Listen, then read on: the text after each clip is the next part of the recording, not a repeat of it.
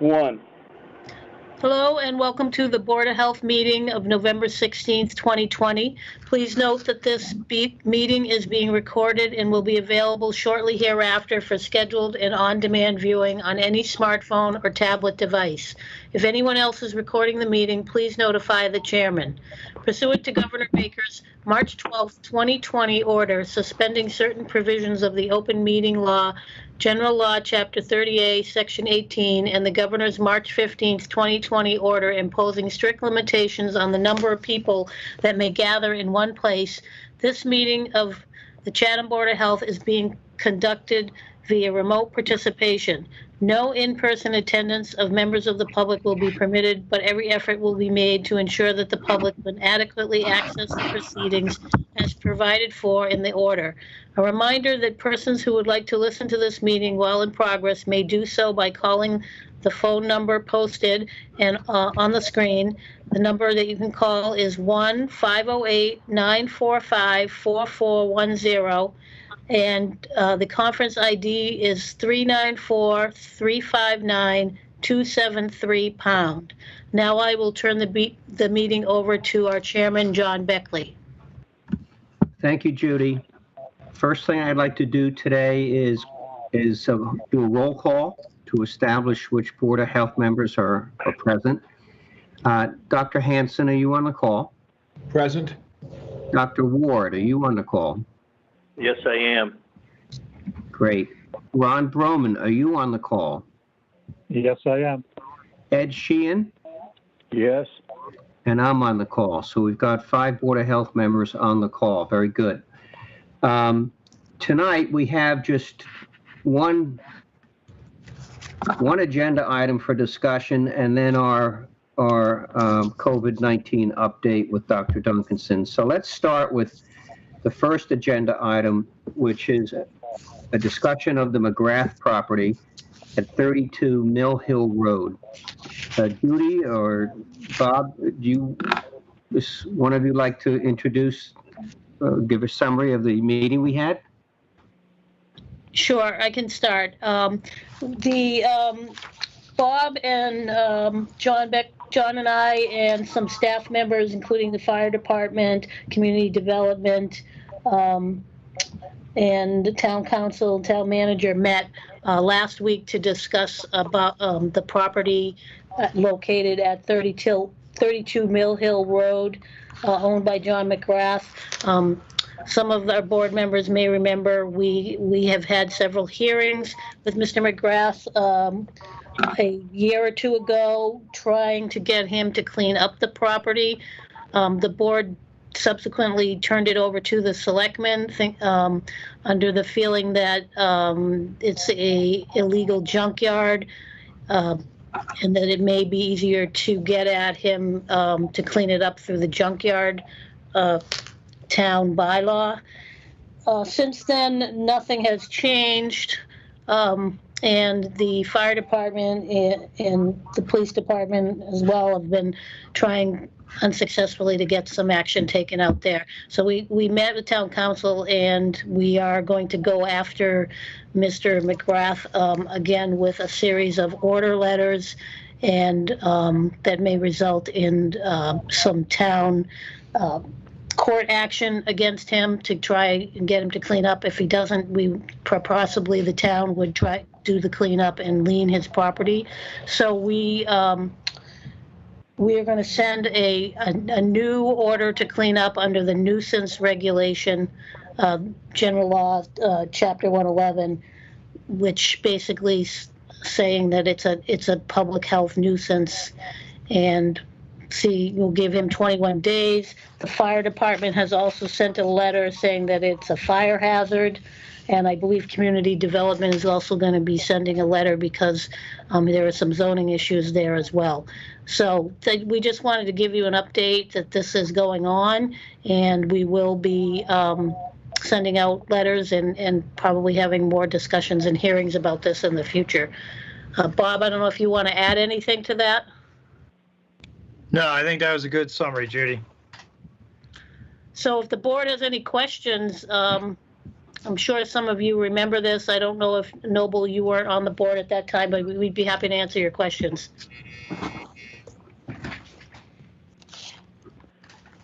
Yeah, this is Noble. So, can Bob just give a summary, the illegal junkyard bylaw that the town has? Because I'm not aware of that. Yeah, just give me a second.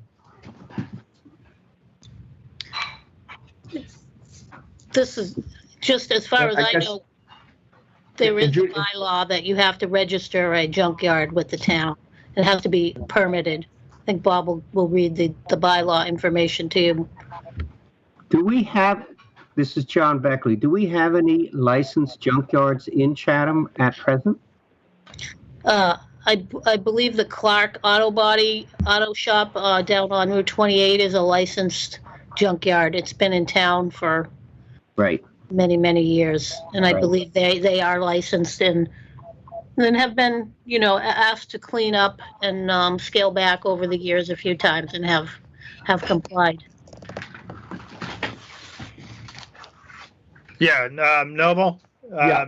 It's chapter 170 of the general bylaws of the town.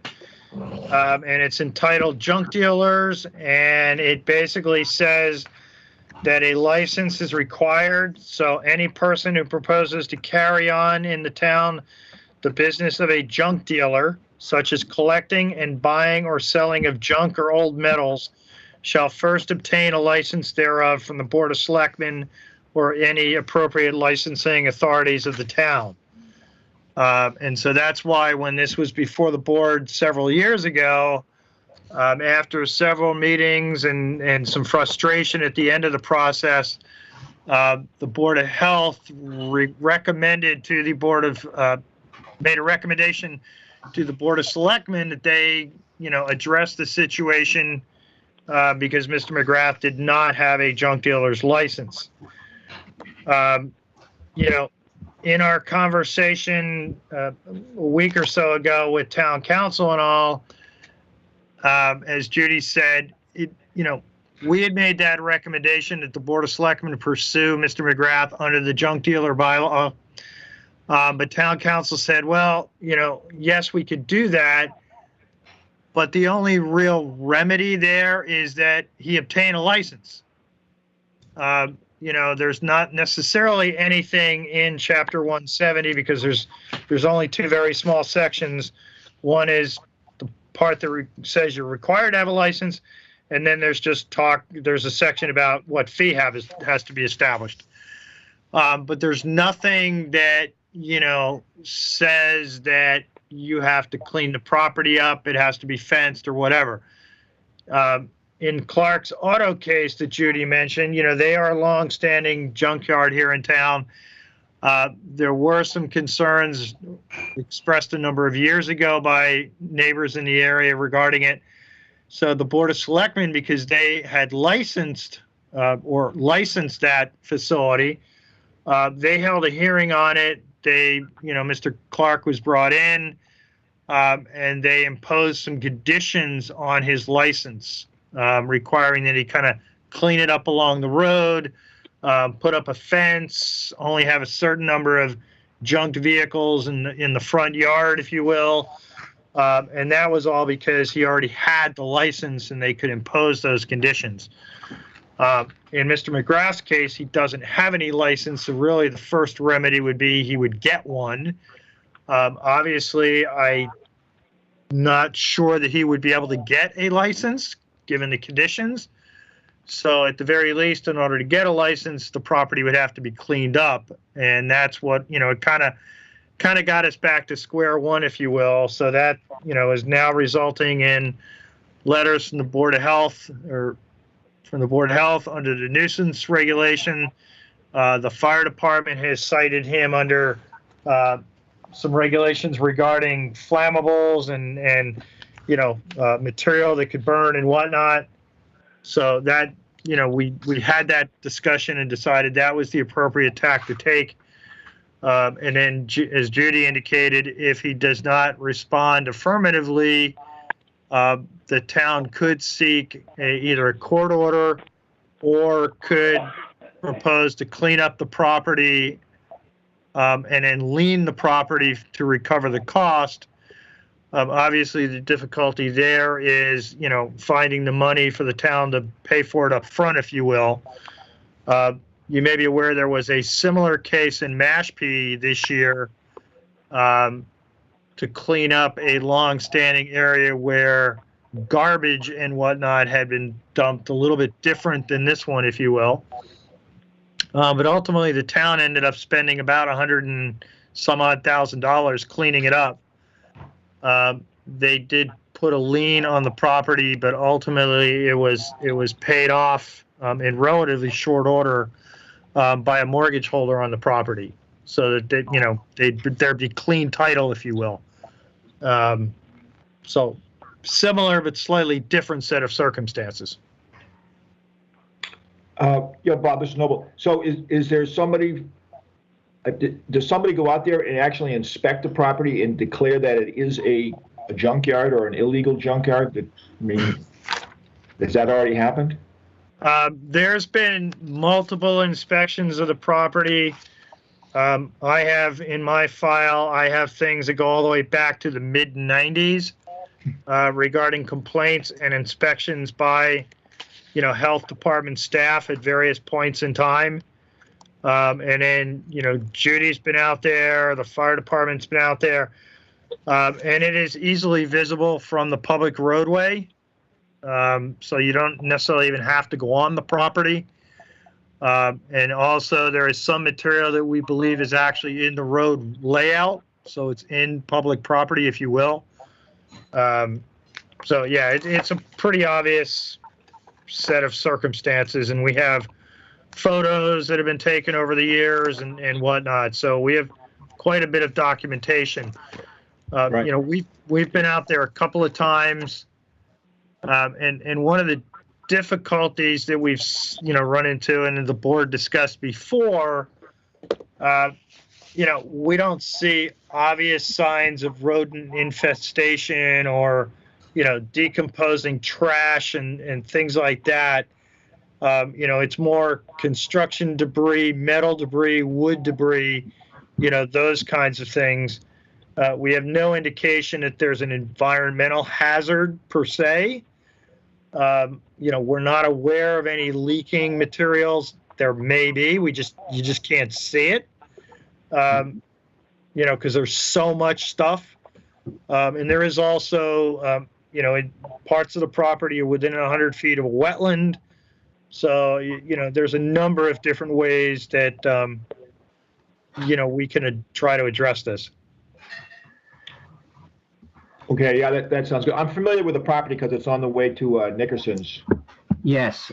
Yes. John, I would think any board member who has not been there should make a point to drive by. You do not even have to get out of your car. But we should all be familiar with the location and have some sense of where it is and how big it is and such.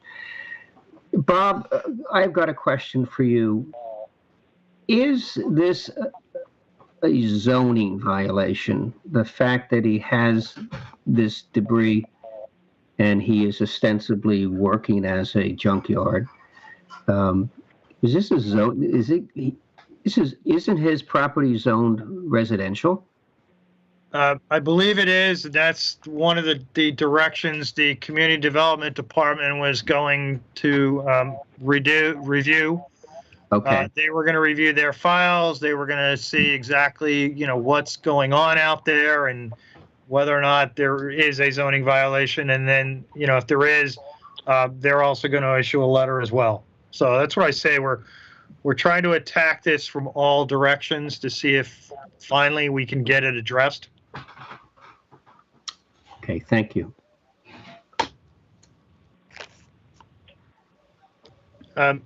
Yeah, John, just one thing I think I should mention with regard to the zoning angle.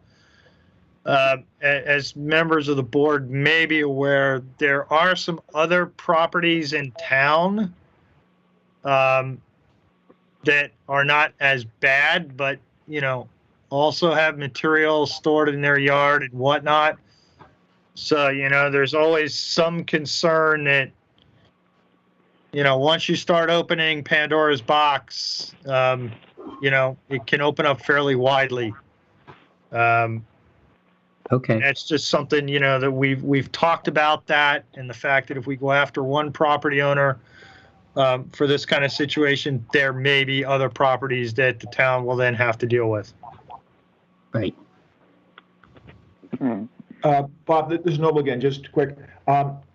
Is there in the town law, a fisherman's exemption for doing fishing business on your property, or, storing lobster pots and that kind of thing? Yeah, there is a provision, I believe, in the zoning bylaw that does allow fishing-related materials to be stored on your property, yes. And that's a recognition of the fact that, fishing is a historic part of Chatham and has been for many years. Yeah.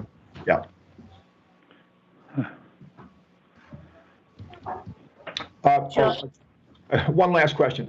So the Board of Selectmen felt it was not. Did they discuss it? Did they feel it was not in their purview, or that it should be handled by the Health Department, or was it? Did they do anything? The Board of Selectmen?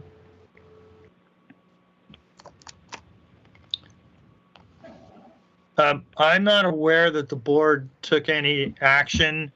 Town council was asked to weigh in and reviewed everything and decided that, as I indicated at the beginning, that their ability to do anything under the junk dealer bylaw would be limited.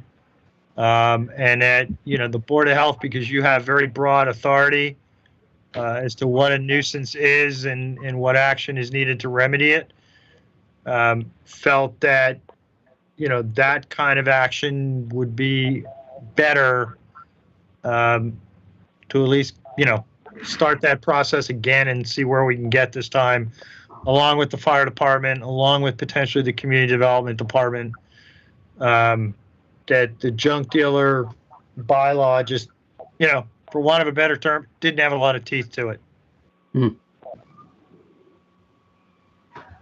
Okay. Thank you. For board members, I would just say stay tuned, and we'll be following this issue and getting periodic reports from staff to see how this develops. Any other questions or comments from board members on this issue? Okay, let's move the agenda to item number 2, which is our update and a discussion regarding COVID-19 with Dr. Duncanson. So good afternoon. Thanks, John. The news just does not get good, unfortunately, although, we have had some relatively good news in the last 2 weeks. So right now we are at 54.7 million cases of COVID-19 worldwide, 1.3 million deaths worldwide. In the U.S., we are currently over 11,140,000 cases, and we are over 246,000 deaths. And I'm sure everybody's, heard on the news how cases across the country are increasing, and frankly, increasing almost exponentially at this point. We went from 10 million cases to 11 million cases in a relatively short period of time, compared to what we were doing, earlier in the year. In Massachusetts, as of yesterday afternoon, because today's numbers are not out yet, they are now coming out, instead of coming out at 4 o'clock every week or every day, they now come out around 5 o'clock every day. So, but based on yesterday's numbers, we were a little over 188,000 cases in Massachusetts, and we were over 10,300 confirmed and probable deaths in the Commonwealth. I'm sure you probably know when reported on the news, they are only reporting confirmed deaths, not confirmed and probable, which we've been reporting, and the counties have been reporting since, the very beginning of this. But anyway, we are now over 10,000 confirmed deaths in the Commonwealth, which was a milestone I don't think anybody wanted to see us reach, but we did. In Barnstable County, as of yesterday afternoon, we were at 2,287 cases, and that was up 227 cases since the board last met 2 weeks ago. And we were at 188 deaths in the county, and that was up 4 since the last time the board met 2 weeks ago. In Chatham, we are currently at 47 cases, which is up 5 since the last meeting of the Board of Health. And we still have the 2 known deaths of Chatham residents that we've been aware of. And, you know, some good news, that number of deaths has not changed now since last spring. So, you know, that is good news. Couple other things I just wanted to touch on. One that just took place the end of last week and then today, we have closed the park program, which is our before school and after school program that we run out of the community center.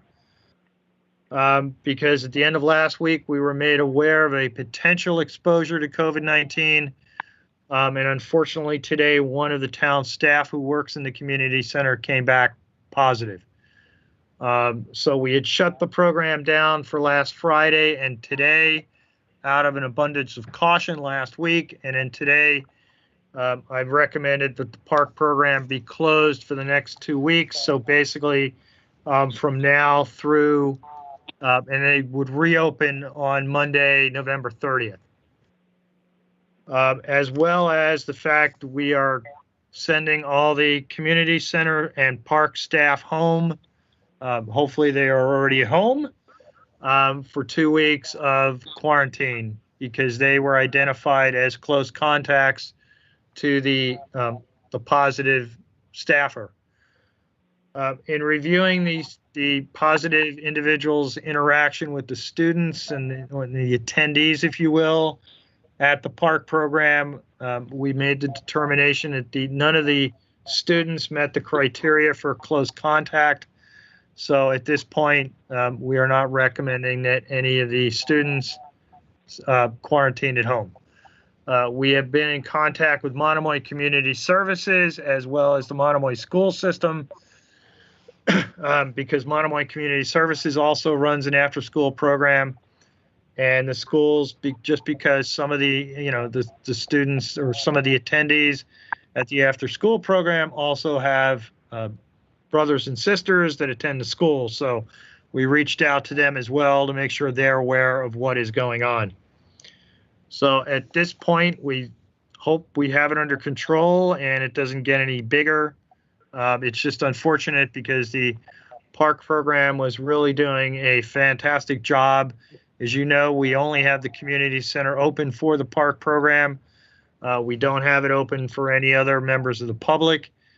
We'd actually gotten a request from the pickleball players to be able to utilize the gym area. And after discussing that internally, we made the decision not to do that just because we didn't want a lot of people in the building potentially putting the park program at risk. But unfortunately, you know, it is what it is. And you know, COVID-19 is everywhere. I'm just looking through my notes from last Friday's call with the state DPH. Our next call with them will be tomorrow. You probably are maybe already aware, but just in case you're not, or from any members of the public, New York State, Washington State, and Washington, D.C. were added to the list of high-risk states for under the travel order effective last Friday. So effective Friday the 13th, those 3 locations were added to the list. So if you are visiting any of those areas or you have anybody coming to visit you from those areas, they now have to abide by the travel order and either have a negative COVID-19 test or self-quarantine for 2 weeks upon arrival in Massachusetts. So that took effect at the end of last week. So really, it's only the New England states, some of our neighboring New England states that are now considered low risk under the travel order. Just looking to see The other thing I just wanted to mention, just because we had gotten a number of calls, we have reached out to the various contractors that are working on West Chatham project, the sidewalk projects downtown, and at other locations, just to remind them that under the new mask mandate, construction sites have to comply with the requirement to wear a mask when they're outside and in any public spaces in the Commonwealth. So that was reiterated to them because we had gotten a number of calls from people driving by some of these larger construction sites indicating that people were not wearing masks. So we did reach out to them either by email, or I stopped by and spoke to both the Lawrence Lynch supervisor as well as the MassDOT inspector down here at the West Chatham project, just to remind them of the need to comply with the governor's orders, which they immediately indicated they would be doing. And, subsequent drive-bys, I have observed they, are in better compliance. I won't say they're absolutely 100%, but they're much better than they were last week. So, and then we went ahead and had the variable message boards downtown changed to indicate that, masks are now required at all times in all locations out in public. Your order regarding mask requirement on Main Street, transfer station, lighthouse overlook, and the fish pier observation deck is still in place, but in many respects, it's now been superseded by the governor's broader order. At this point, I would not necessarily recommend rescinding your order. I think we would just keep it in place in case at some point, hopefully, the governor may scale things back, and then the board can make a determination as to whether your specific order could be rescinded or revised or whatnot. So with that, I think that's all I've got for the moment, and happy to answer any questions.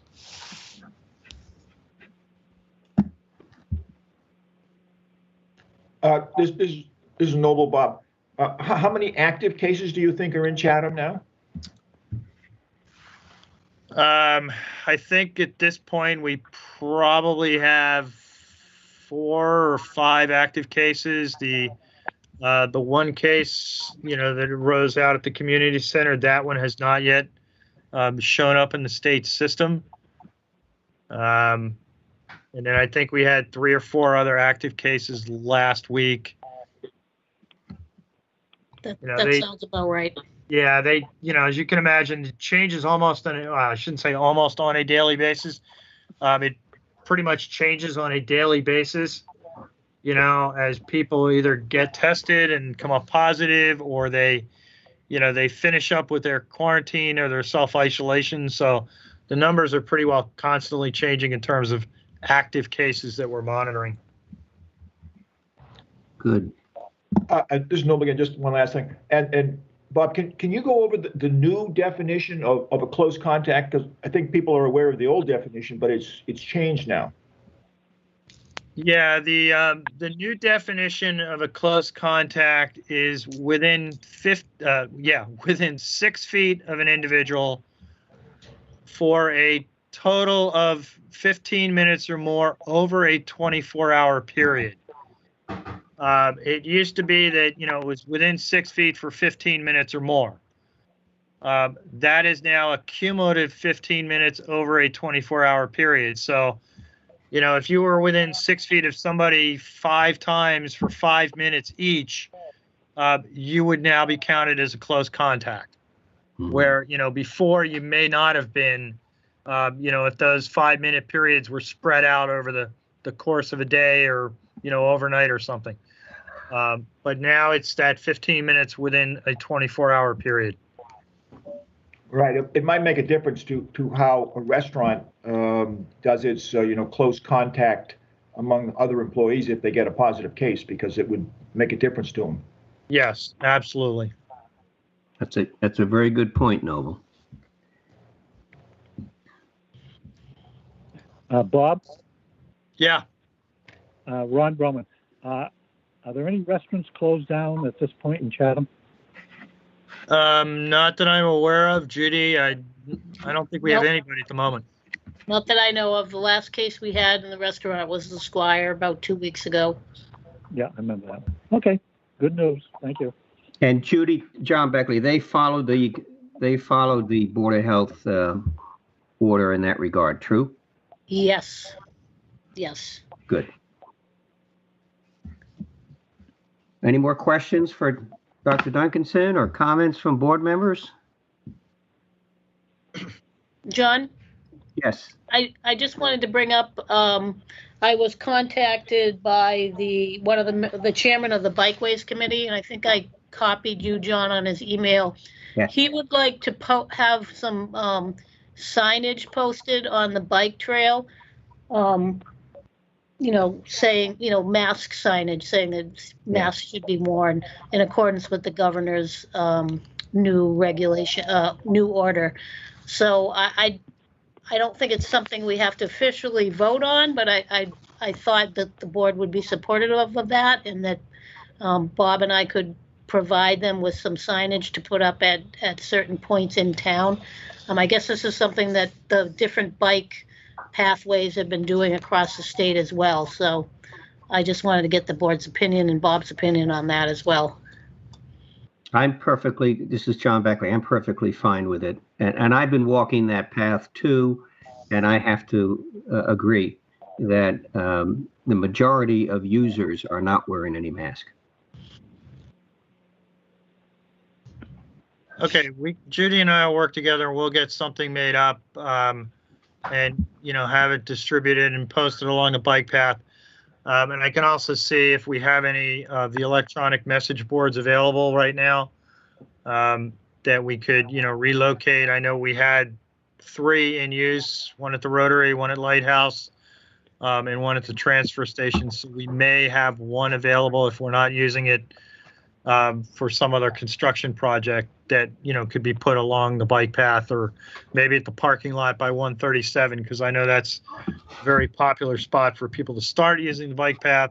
And it would also catch people that are coming in, say, from Harwich on the bike path. Right. Good point.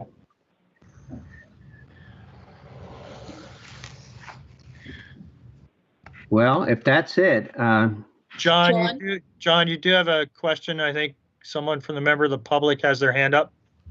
Yeah. Absolutely. Speak up, please. Yes, Elaine Gibbs.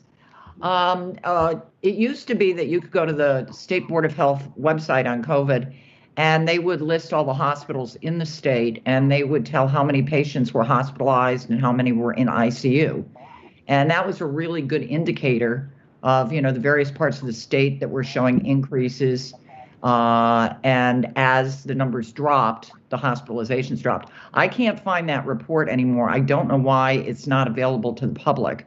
And I was wondering if that's something you could report on a weekly basis, how many people are in the hospital at Barnstable County and how many are in ICU, because the way Charlie Baker's talking, he said he's going to open up some field hospital or something in central Massachusetts or western Massachusetts in case they need more beds. As of a month ago, there were no patients at Cape Cod Hospital. So I think as they test more and more people because of close contact who may be asymptomatic, they're getting more positive cases, but they're not necessarily, very sick. So I think it would be helpful to us and a better indicator as to how serious this is getting or not getting if we found out how many hospitalizations there are and, and those in ICU. If there's 0, then we don't have to be worried about being shipped to some field out in central Massachusetts. And, but I think people need to know that if the hospitals are getting full. So I guess that's all I have. Thank you. Yeah, that has come up in our conference calls with DPH. They are revamping some of the ways they report things, and that was one that they are working on. So I think it was either this week or maybe next week, they indicated that kind of information would be coming back, just in a little bit different format than we've seen in the past. So I hear what you're saying, Elaine. We'll certainly keep our eye out on that information. Great, because that was a really good indicator, I think. just as it is finding out, the increase from 1 week to the next versus the overall number. I think that is a really good indicator for us as to how well we're controlling things on the Cape. Okay, thank you again. Anyone else from the public wish to comment? Okay, let's move on. We have to review, or we have to approve the minutes from November 2nd, 2020. We were all sent a copy of these minutes in our packets. Are there any edits or changes or revisions any board member thinks we should make in the minutes? If not, can I have a motion to approve?